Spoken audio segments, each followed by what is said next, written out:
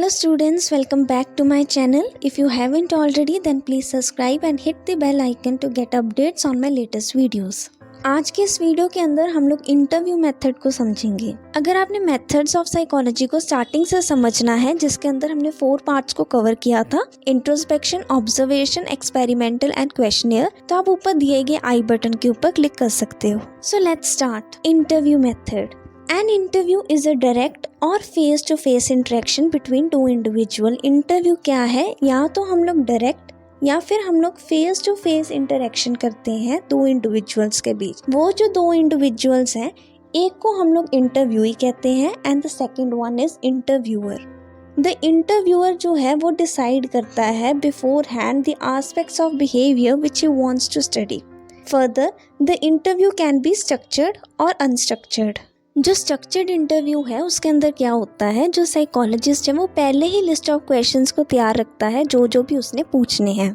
और अनस्ट्रक्चर्ड के अंदर जो इंटरव्यूअर है वो ऑन द स्पॉट क्वेश्चंस पूछता है without any previous preparation.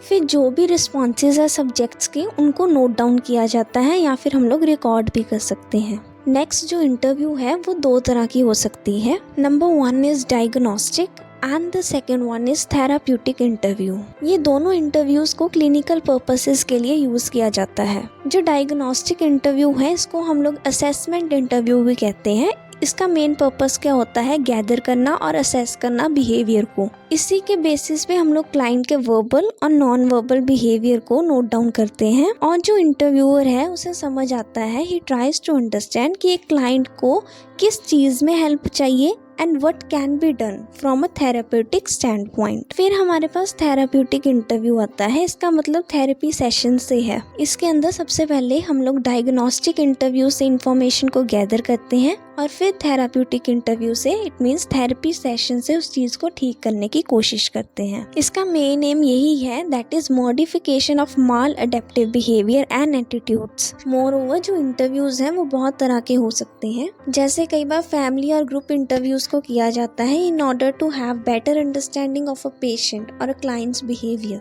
Now let's come to its merits. Number 1 is it is easy to use. जो इंटरव्यू मेथड है that is very easy to use और यूजुअली जो है ये टाइम बाउंडेड होता है। It can be conducted anywhere. Even इसको कोई भी साइकोलॉजिकल ऑपरेटर्स की जरूरत नहीं पड़ती। Number 2 is it is a flexible method. इसका मतलब है कि जो एक इंटरव्यूअर है वो क्लैरिफाई करता है एंड इवन रीराइट करता है क्वेश्चंस को as per the requirement of the interviewee. जो भी क्वेश्चंस को फ्रेम किया जाता है वो ऑन द स्पॉट होता है and one questions lead to the other. So we can say an interview method is a flexible method. Number 3 is a bond can be easily developed in an interview. इसका मतलब है कि जो एक interviewer है वो एक अच्छा बॉन्ड, एक क्लोज रिलेशनशिप जो है इंटरव्यू के साथ बनाता है so that they can have free communication between each other. Number 4 is there is no limitation of responses. इसका मतलब है कि जो एक इंटरव्यूई है he can respond freely. कोई भी उसके अंदर वर्ड की लिमिट नहीं है। वो कुछ भी चाहे एक्सप्लेन कर सकता है और रिस्पॉन्ड कर सकता है without any reconstruction. So we can say there is no limitation of responses. Number 5 is this method has a wide application. इसका मतलब है ये जो मेथड है can be implemented on any age group, चाहे वो चिल्ड्रन है, अडल्ट है, ओल्ड पीपल है, इवन दे आर इलिटरेट और literates. This method can be applied on any age group. So we can see it has a wide application. Now let's come to its demerits. Number 1 is dishonest answers. इसका मतलब है जो एक interviewee है वो शायद socially desirable responses दे या फिर हो सकता है वो honest responses he they. Sometimes what happen, the interviewee might want to please the interviewer, so he might give socially acceptable responses. So first demerit is dishonest answers. Number 2 is trained interviewers are required. इस method के लिए train individuals की requirement होती है ताकि ज़्यादा से ज़्यादा इन्फॉर्मेशन को एक्सट्रैक्ट किया जा सके। कई बार क्या होता है जो इंटरव्यूअर्स हैं वो अनट्रेंड होते हैं। इसके साथ क्या है, कुछ इंपॉर्टेंट इन्फॉर्मेशन जो कि एक इंटरव्यू से हमें एक्सट्रैक्ट करनी है वो ओमिट हो जाती है।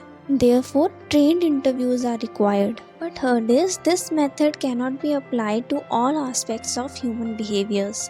ये जो मेथड है ये सूटेबल है to measure some aspects of human behaviour जैसे कि पर्सनैलिटी, इंटरेस्ट, एटीट्यूड।